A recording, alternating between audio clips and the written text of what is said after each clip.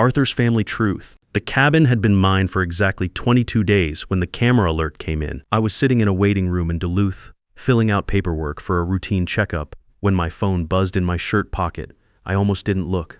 I'd gotten a few false alerts that first month. A deer at the tree line, a raccoon working its way around the propane tank, and I had taught myself to check without expecting much. This one wasn't a deer. On the live feed, a silver rental car in my driveway that I did not recognize.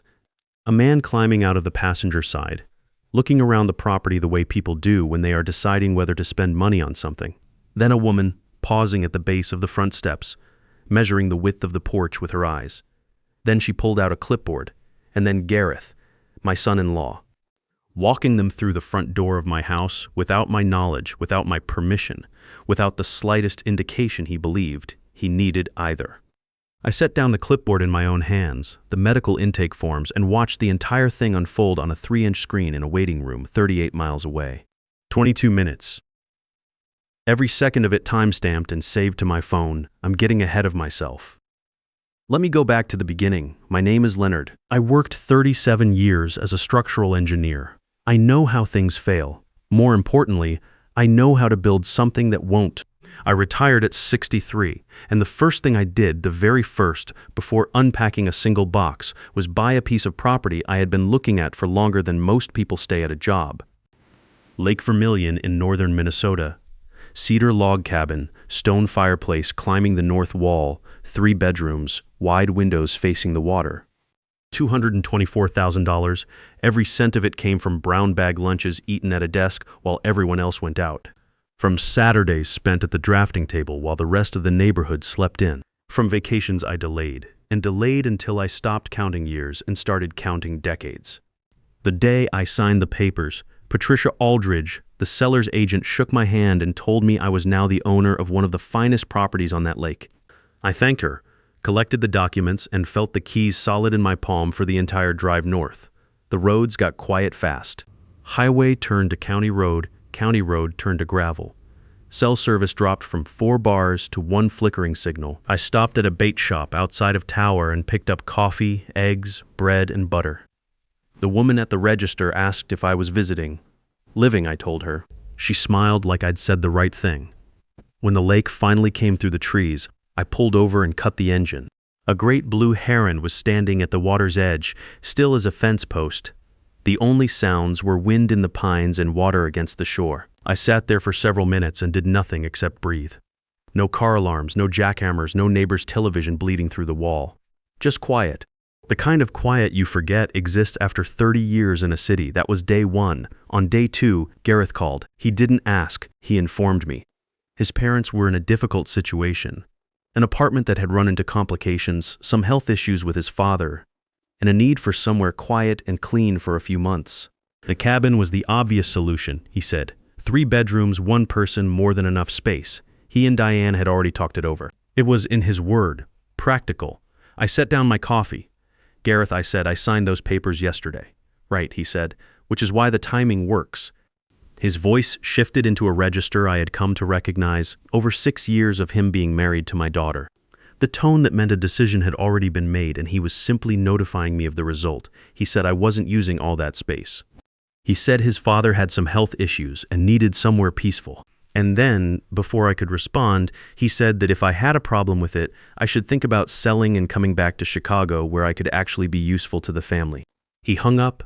I sat on the dock for a long time after that. The heron hadn't moved. Here's what 37 years of engineering teaches you. You do not react to a problem. You assess it, you identify the variables, you map the failure points, you design a response that holds under load. Reacting is for people who haven't thought far enough ahead. I went inside, made a fresh pot of coffee, sat down at the kitchen table with a legal pad and a mechanical pencil, and started writing. I didn't sleep much that night. That was fine. I had work to do. First thing the next morning, I made 3 phone calls. The first was to the Lake Vermilion Township office. I asked about regulations for long-term occupants, specifically what was required under local code when additional people stayed on a residential property for more than 30 days. The clerk walked me through it carefully. Any occupant staying beyond 30 days needed to be formally registered for emergency response purposes, fire, medical, sheriff. I asked her to repeat the exact wording twice and wrote it down word for word. The second call was to Roger Stanton, my insurance agent of 28 years.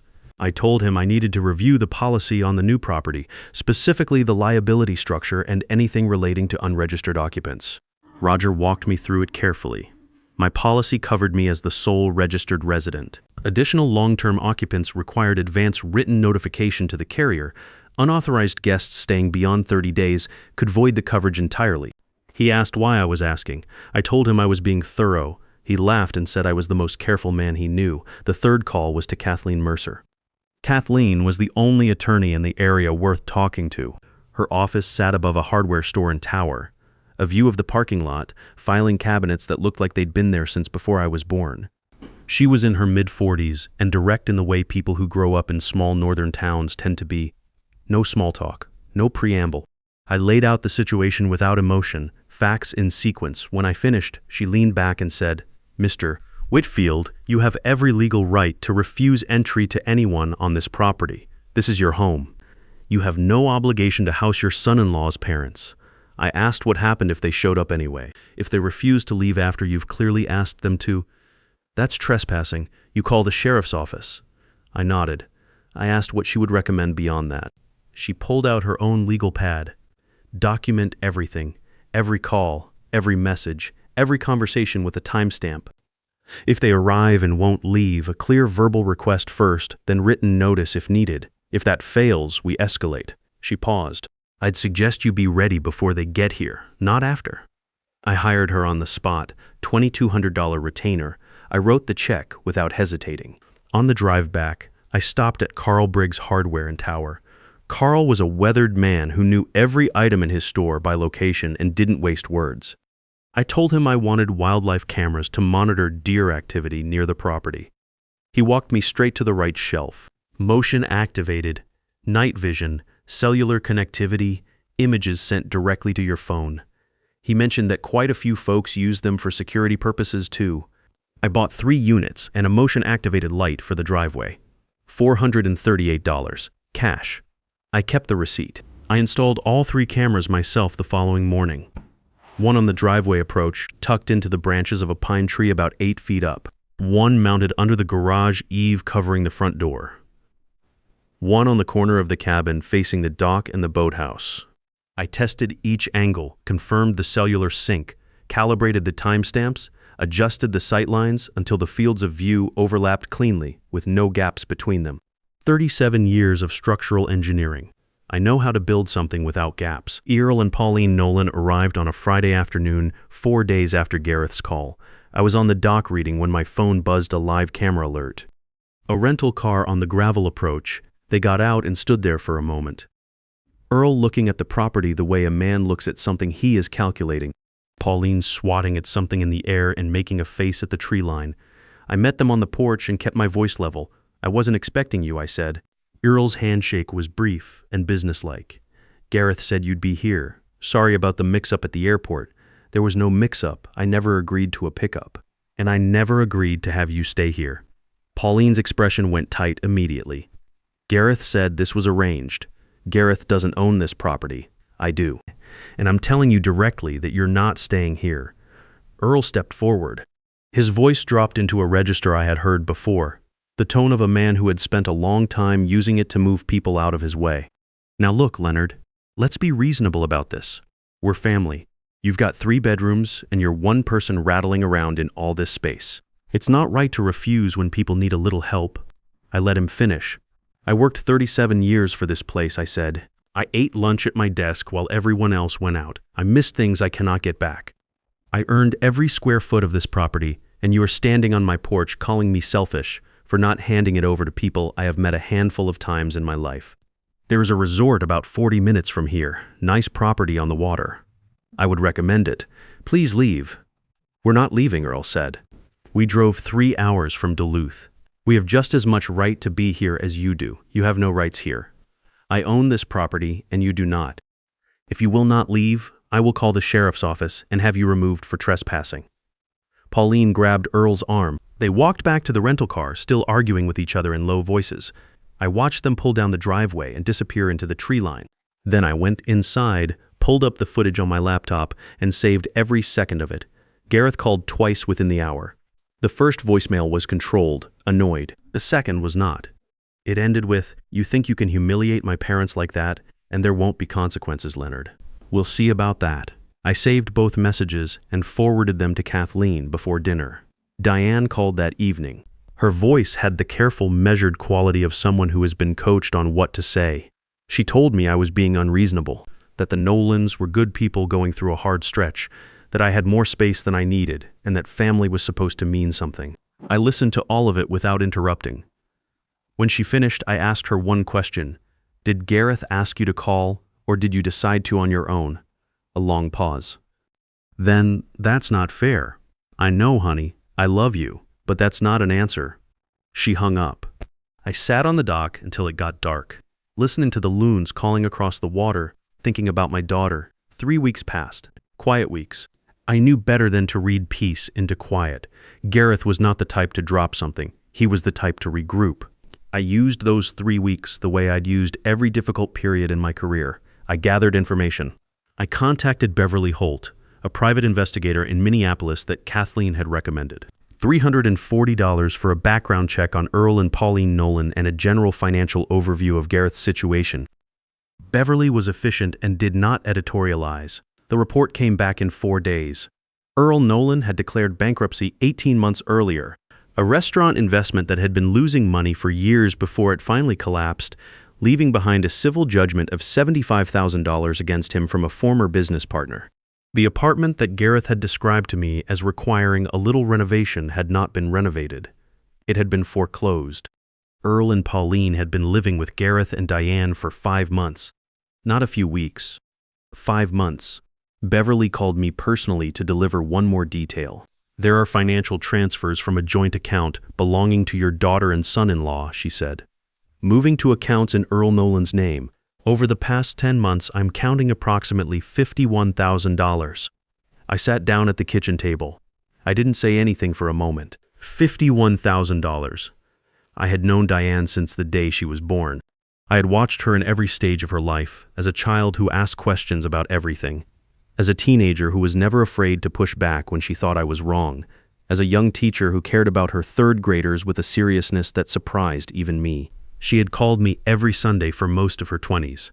I had heard her laugh fill every room she walked into.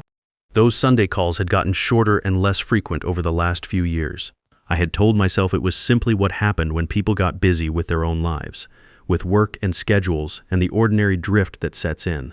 I hadn't looked closely enough at what she was actually busy with. I'm telling you this because it matters. Not just the property, not just the money. What Gareth had been doing for over a year was not opportunism. It was a patient, methodical dismantling of Diane's finances, of her clarity, of any outside perspective she might have turned to for help. The cabin was not the first move. The cabin was the next move. But I'm getting ahead of myself again. On a Thursday afternoon, approximately 4 weeks after the confrontation with Earl and Pauline, my camera alert went off while I was in the Duluth waiting room. I opened the live feed. A silver rental car in my driveway. A man and a woman, both in their 40s, both looking around the property with the specific attentiveness of people who are deciding whether to spend money on something. The man had a clipboard tucked under one arm. The woman paused at the base of the front porch steps and measured the railing span with her hand, the way a person does when they are thinking about furniture or structural changes. And then Gareth walked out my front door, pointed toward the lake, and gestured at the view like a man proud of a possession. I watched for 22 minutes. He walked them through the living room. He pointed at the fireplace. He opened the door to the master bedroom. At one point, he and the man with the clipboard stood at the main window together for 3 full minutes, looking at the water. He was showing the property to buyers. He had already been in contact with buyers before I was out of the driveway that morning. I sat in that waiting room with the phone in my hand, and I felt something settle into place, not anger, or not only anger.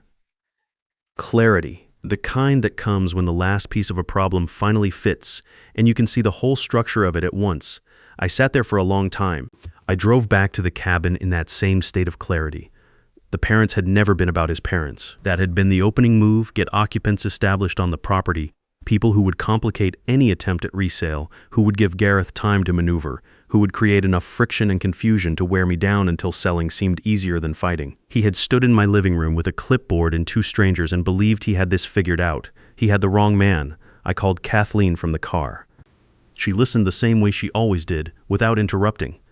When I finished, she said, "Forward me the footage tonight. All of it." A pause. "Leonard, he just handed us something significant. He conducted an unauthorized showing of a property he doesn't own. He is a licensed real estate agent in this state." "That is not a gray area." I asked her what that meant for us. "It means we file with the Department of Commerce, it means his license is at risk, and it means that fabricated ownership claim he's been threatening, he's going to think very carefully about whether he still wants to pursue it." I forwarded the footage that night. Then I called Beverly Holt and asked her to expand her scope. Full financial picture on Gareth, employment history, every complaint or legal action on record. "This is escalating," Beverly said. "I know," I said. "So am I."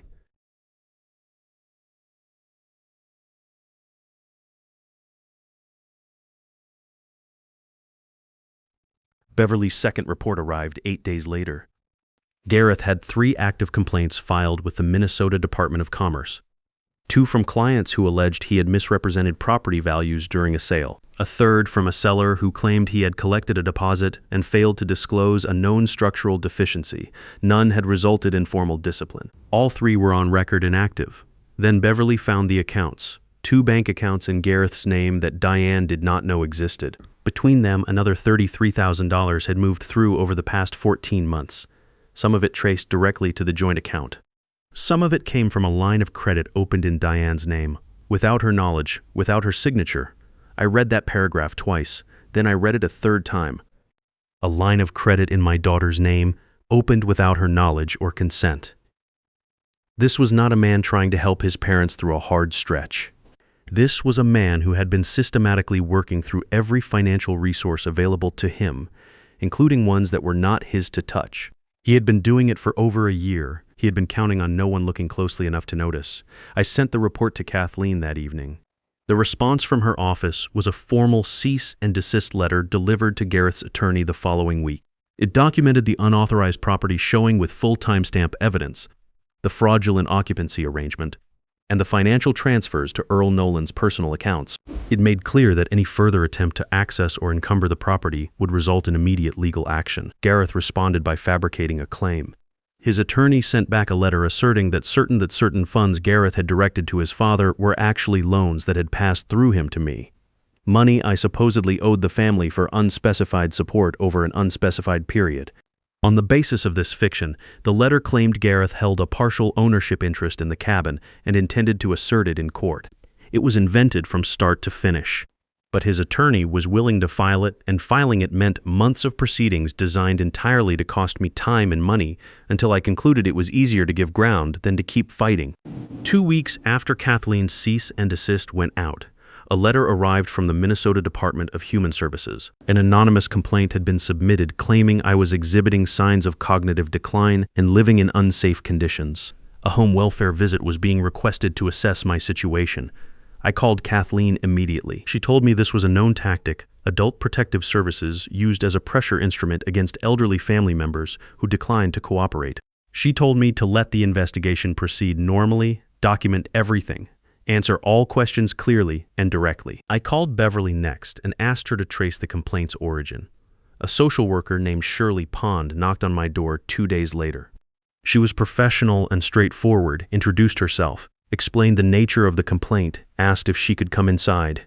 I gave her a complete tour of the property, tools properly stored in the garage, documents organized on the desk, pantry stocked, nothing out of place or in disrepair. I made coffee and answered every question she asked. When Shirley asked whether there was any active family conflict that might have motivated someone to file the report, I told her exactly what had happened over the past 2 months and provided copies of the relevant documentation. She took careful notes without reacting. Before she left, she told me 2 things. First, the complaint had been submitted anonymously from an IP address registered to a Chicago internet provider. Second, it contained specific details about my daily routine that suggested the person who filed it had recent first-hand knowledge of this property. Gareth had overplayed his hand. The investigation closed 12 days later, finding unfounded. The same week Shirley's report came through, I called Diane. Not on a weekday afternoon when Gareth might be home. I asked if she could drive up to Duluth on a Saturday and meet me at a diner near the harbor. Just her. I had something I needed to show her in person.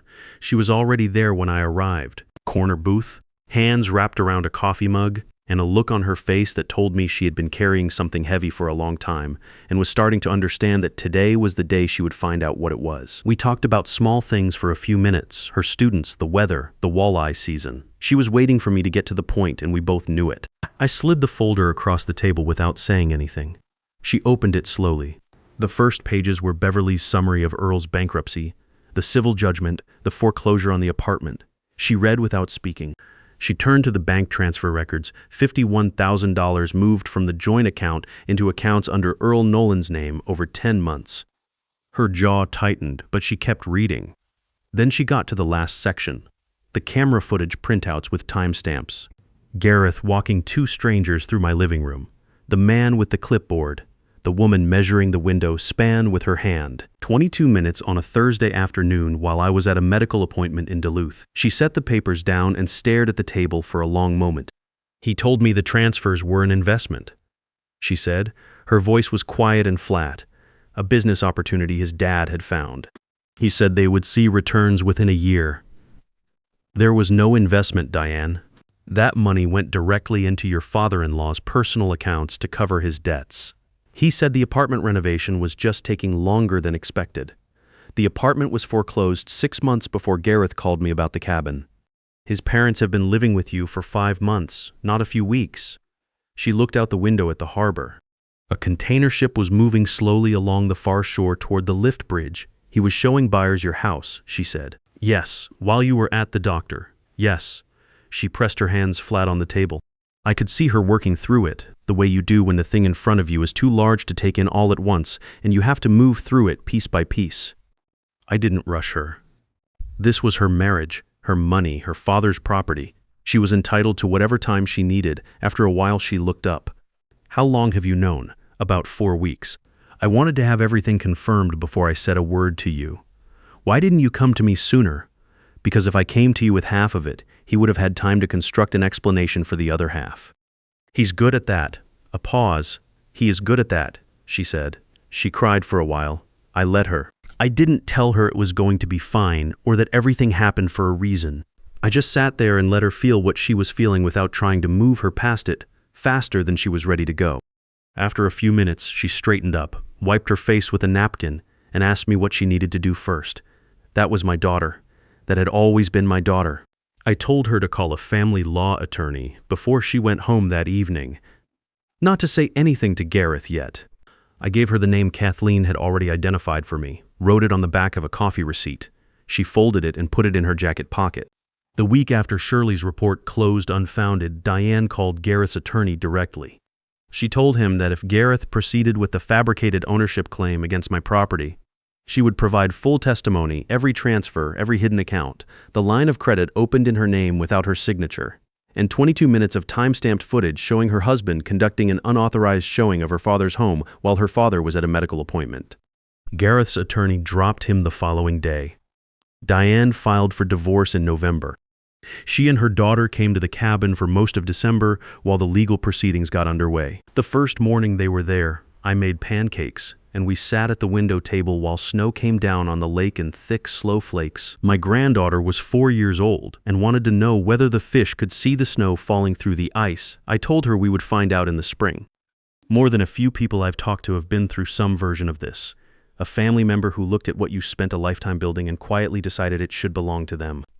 Someone patient, someone good at constructing explanations. Someone who waited until you were at the doctor before walking strangers through your house with a clipboard. The divorce finalized the following April. Gareth's next attorney filed 3 additional legal angles over those months. All 3 collapsed once Diane's forensic accountant completed his review. The total financial damage, when everything was tallied, came to just under $84,000. Earl and Pauline moved out of Gareth's place when the proceedings began and found somewhere else to land. I heard through Kathleen they had relocated to a relative's house in Wisconsin. On the first warm Saturday in May, I was on the dock with my coffee when Diane and her daughter came walking down the path from the cabin. My granddaughter had a child-sized fishing rod I had ordered back in February and kept in the closet, still in the packaging, waiting for the right morning. I showed her how to bait the hook, how to cast without tangling the line, how to watch the surface of the water and wait. She was not particularly good at it. She got the line caught in itself twice and dropped a worm once and laughed both times like it was the funniest thing that had ever happened. Then she asked to try again. Just before sunset, the loon started calling across the water. She looked up from her rod with wide eyes. "Grandpa, what's that sound?" "That's a loon," I said. "They live here." She thought about it for a second. "Do they know it's their house?" I looked out at the lake. "Yeah," I said, "they know." Gareth had stood in my living room with a clipboard and two strangers and believed he had this figured out. He had looked at something I built over 37 years and decided it was already his. He had been wrong from the first phone call to the last letter he ever sent through an attorney. Document everything. Get a lawyer early and do not move. If someone in your life is telling you that what you earn does not belong to you, that protecting what is yours makes you selfish, that standing your ground makes you difficult, do not believe them. They are counting on you to accept that framing without looking too closely. I looked closely. If this story hit close to home, you already know exactly what I mean. And if you know someone who needs to hear it, send it their way.